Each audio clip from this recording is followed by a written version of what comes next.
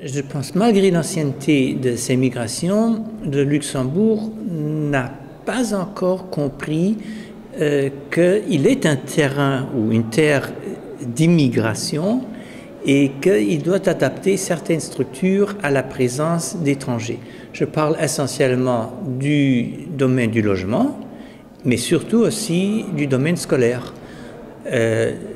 Notre système scolaire n'est pas encore adapté à la présence de jusqu'à 80-90% de non-luxembourgeois dans certaines classes de l'enseignement fondamental, par exemple. D'une part, il faut dire que les migrations classiques continuent.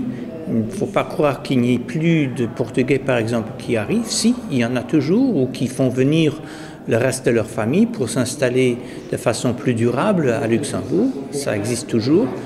Mais ceux qui sont perçus comme nouveaux venus, ce sont surtout des réfugiés politiques.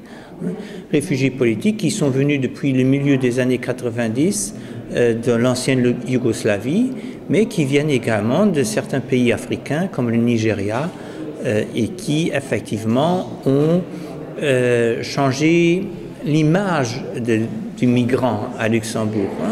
Il y a 30 ans, on ne voyait guère des personnes à couleur foncée, alors qu'aujourd'hui, ils sont bien présents dans la population telle qu'on la rencontre dans la rue.